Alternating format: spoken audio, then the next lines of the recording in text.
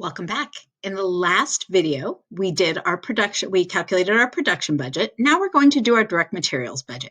This tells us how many units of our direct materials, in this case, we're going to be talking about pounds. So how many pounds of direct materials we'll need each period, and it's really how many pounds we'll need to buy and what the cost of that purchase will be. Okay. So we're going to start with our budgeted production units. You can see now why we want to definitely do these in order. And for April, our budgeted production units is 9,700. Take that straight from the production budget. In May, our budgeted production units is 9,900. And in June, our budgeted production units is 10,400. Okay.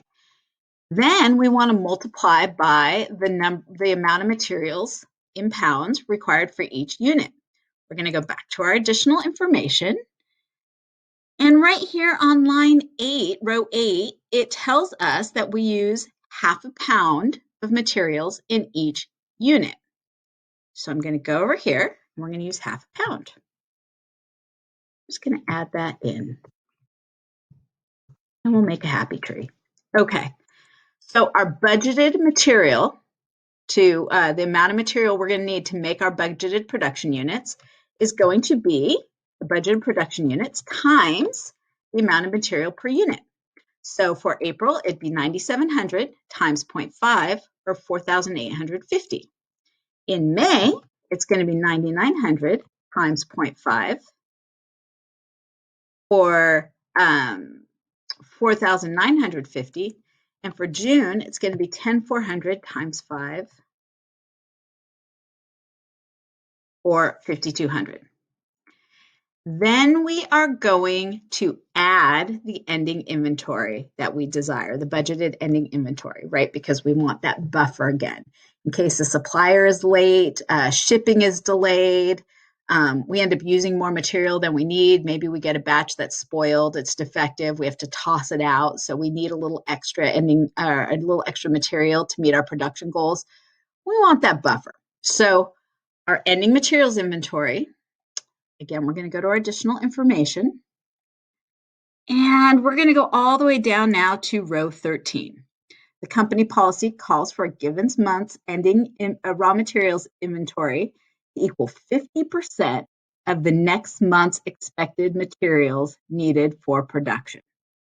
Okay, so we have our ending materials is multiplied by next month's expected production times 50%, or 2,475.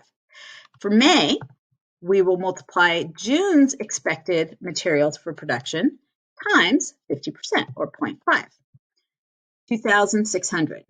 Now for June, we don't have anything here to tell us. I'm a little stumped, and when I'm stumped, I go back to my additional information.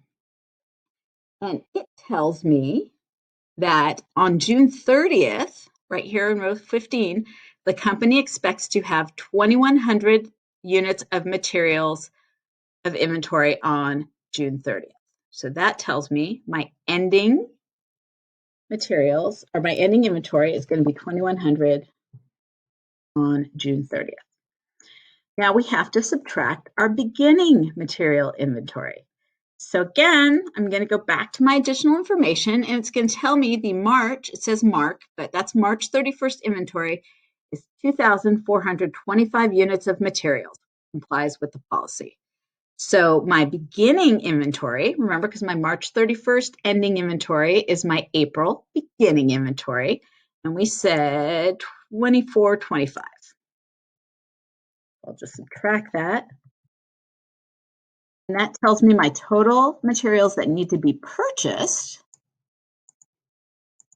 in April is going to be 4,900 pounds. Okay. Going to May, my May beginning inventory is my April ending inventory, or 2,475 pounds. And when I add those up, I'm adding my total budget material required plus my ending minus my beginning is we need 5,075 pounds in May. My June ending or beginning inventory is going to be my May ending inventory. And that's 2,600 pounds. And when I add this up, we are going to need to purchase 4,700 pounds in June. All right, how many dollars am I going to need to spend? Well, let me go look. So now I'm going to go back up here, and it tells me my price per pound, my cost per pound is $12.70. So I'm going to add the $12.70 here.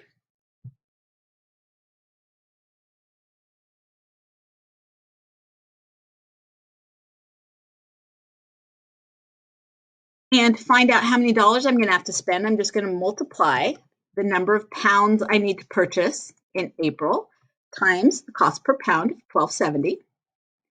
And that tells me I'm going to spend $62,230 on direct materials in April. For May, I'll multiply the number of pounds we need to purchase times the cost per pound or price per pound. And that's $64,452.50.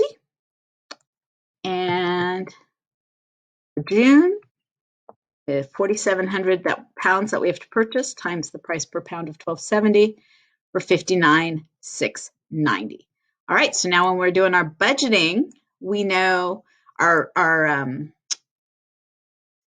production manager or our purchasing manager knows how many pounds they need to buy. And for our budget, we know how much that's going to cost.